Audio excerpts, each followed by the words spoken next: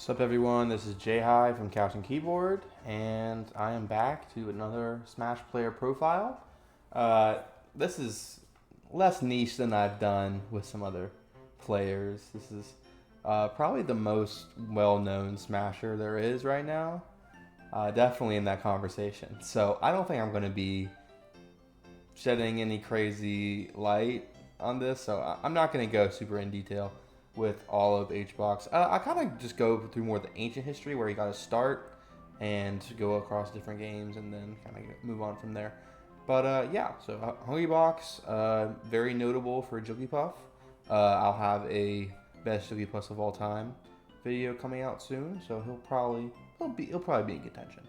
But yeah, so pretty much Juan Debiedma got his start in Florida, and it was back in like 2007.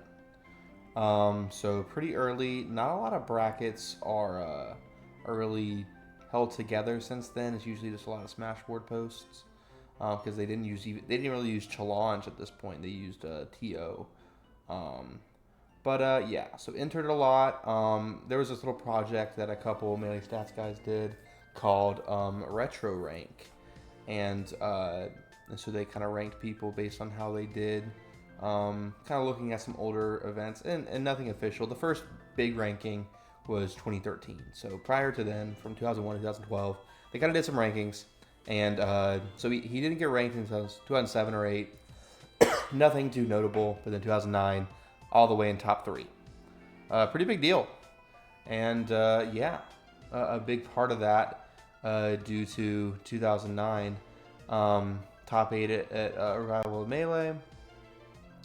Got third at Genesis and eventually won ROM 2. Doing very, very good. Really coming into the scene very quickly. And eventually, because M2K was very established, then Mango, then Armada traveled for Genesis and really, shook things up. And Dr. PP and Hungrybox came from the Southeast. Shout out to PPMD in North Carolina. And they started doing more, and then they became known as the Five Gods. There'd be a few other players, like Hax, Plup, Leffen, fish like Axe, Wizrobe, people that would, come somewhat close, but there was a pretty big discrepancy in terms of consistency and the ability to win events. And so Hbox, after 2009, people consider it to be potentially the best in the world 2010. It's difficult because some of these years Mango was maybe not trying as hard, and it's like whatever. But either way, it's a big deal. Winning Apex 2010, solidifying this top 5. I mean, you had J-Man, you have Fly Amanita, you have Kirby Kaze, Chudat is still in there, and yeah. But then in the first official rank, got 5th. And the next year got 5th again. It would seem like he was probably the weakest of the Five Gods. Leffen being pretty close behind. And, definitely seemed like Hbox and M2K were kind of on the lower end there. But then, which he entered Brawl a little bit. But Puff was very bad, so he played some DDD, Smash 4, played Puff a little bit. Didn't really get anything. I think beat Fatality one time, but started to pick up Mario, pick up DDD. So there'd be some where he would try and pick up other characters. 2015 was 2014 is when Smash 4 released. So he was trying Smash 4, but he was sticking with Melee. And then we saw kind of a drop off from Mango. And kind of shaking up the top 5 with Leffen going up, Armada staying, in that top contention, but going up to 1, Hbox being 2.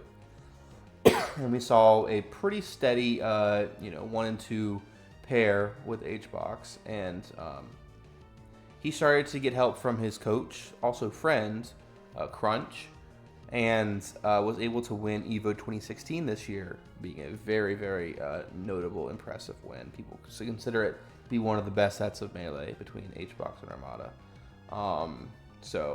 And then was actually able to claim number 1 just barely in 2017, 2018 again, and then Armada retired in 2019. He still stayed number one. It was very impressive. I know 2 and 3 were pretty close because 11 didn't travel as much. Mango traveled more, had more losses, stuff like that. But Hbox was a very solid number one. And yeah, so it seemed like Hbox was like, we had M2K barely getting top 10. PP&D stopped playing around 2016. Armada stopped playing. Yeah, Mango was still very good, but Hbox and Mango were kind of the main two still doing it. And then over COVID, things didn't go very well for Hbox. Also was doing a lot of Ultimate. Became one of the biggest Ultimate streamers. While didn't necessarily do anything too crazy, he did get a few good wins. This is Arfang, Base Mage T3 Dom. He's pretty good at the Puff Ditto across games. P3 Dom at the time was a very good Belmont main. Has some Japanese wins. Wins on Omega, very good. Georgia Joker, Epic Gabe. Pretty good across the board. I think he got 199 on Orion rank, which, you can say that's not that impressive. Look, I think it's pretty notable. He was on both, I guess I didn't put him in the video, but I did a video series of the best melee pros in Smash Ultimate. Hbox was like, I think top 6 there, and might have gone up a little bit since then. And then the vice versa. I didn't include Hbox because I didn't look at Orion rank. But I mean, if you include Orion rank, Hbox would be the best Ultimate Pro at Melee.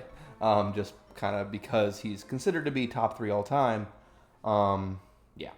So, post-COVID, did not get back into this number 1, but did get number 5, number 7, and recently top 3 very solidly. It was a pretty solid top 3.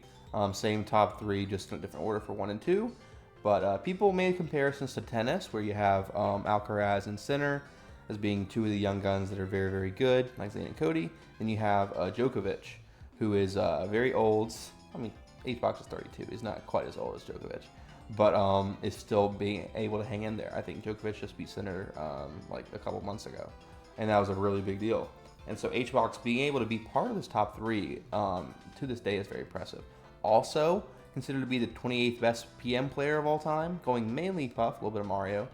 And this was early meta, but I think he also beat Professor Pro at Paragon LA. I just mentioned that for the Mr. L's feature in Best Game & Watch. But Hbox did pretty good. PM in Florida was pretty poppin'. M2K, Mr. L's, Hbox, Plup and Wizzy a little bit. Florida became a very good place to get a lot of experience. But yeah, most known for his melee, and currently definitely in top 3 all time. Depending on who you ask, he is getting a lot more favor. I think he's been a little bit of like a black sheep in some ways.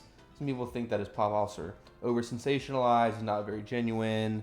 There was some other drama here and there. People thought that he was not worthy of adoration compared to other players. Kind of coming to a head with that crab being thrown and that Emblem documentary, which I think has a lot of really cool stuff.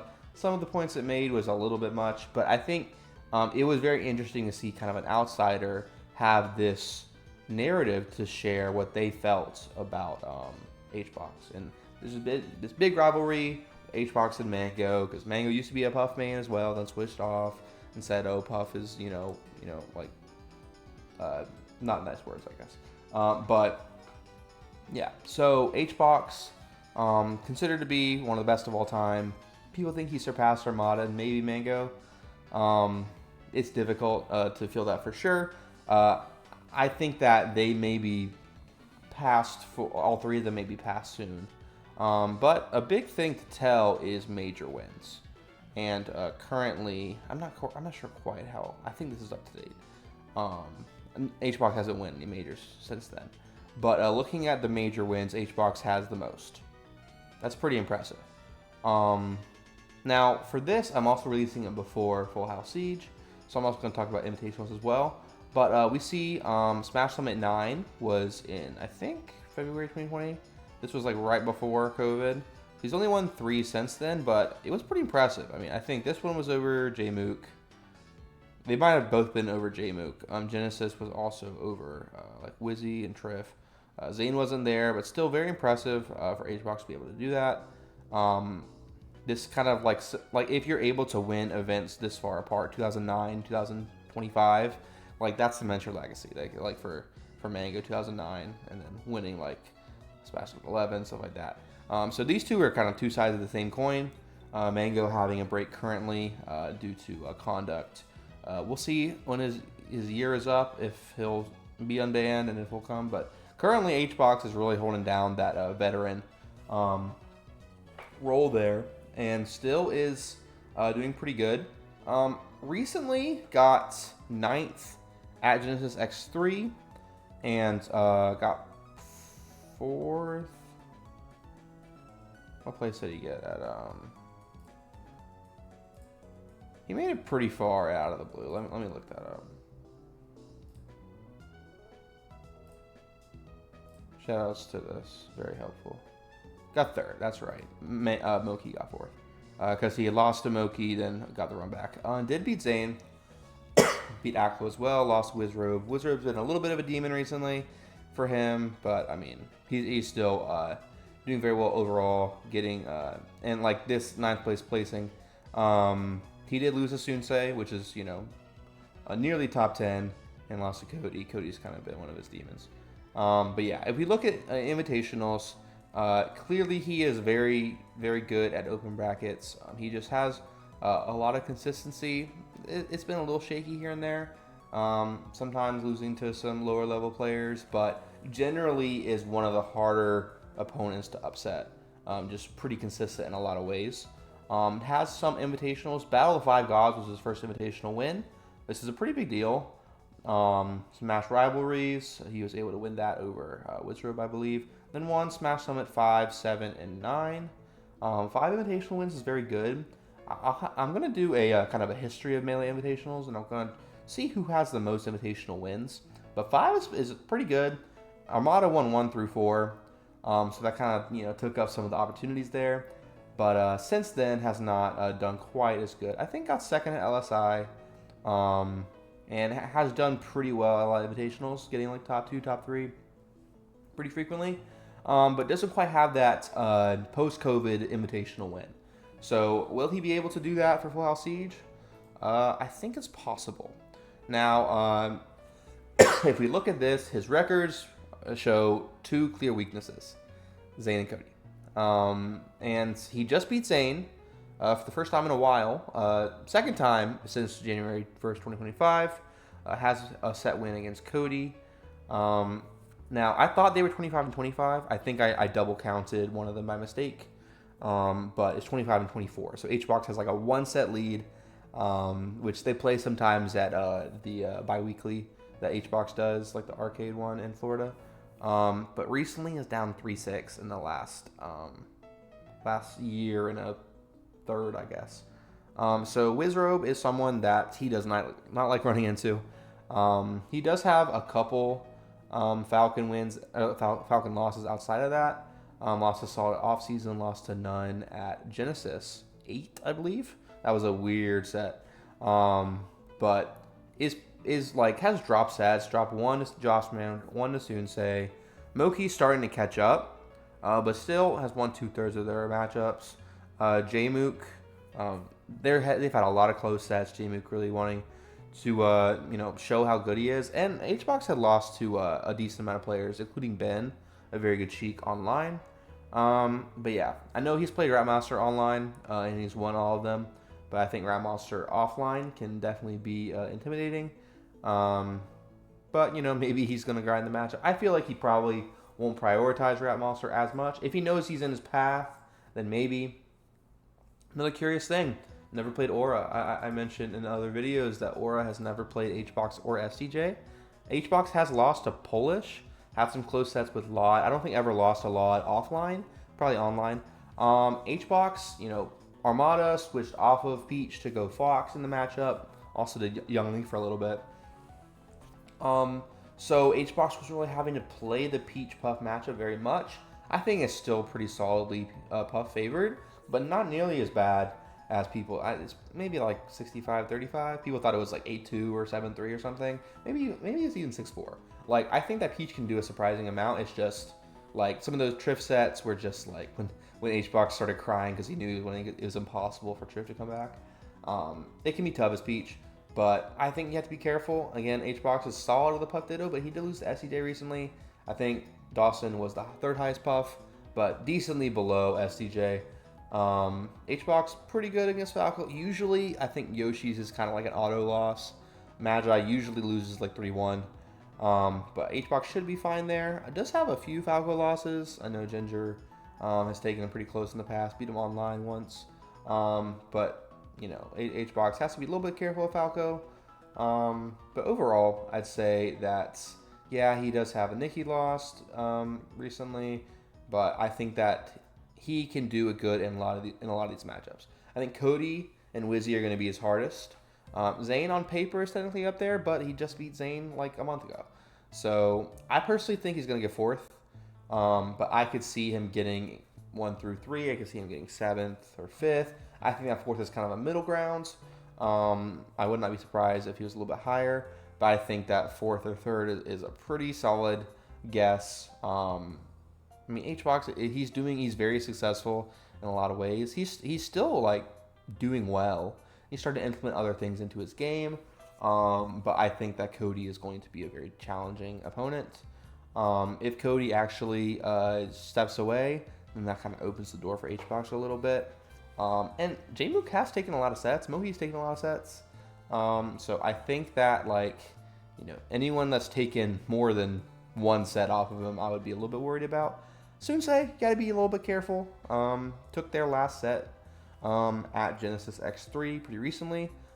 Hbox is going to be good at the Fox matchup. There's 4 Foxes here.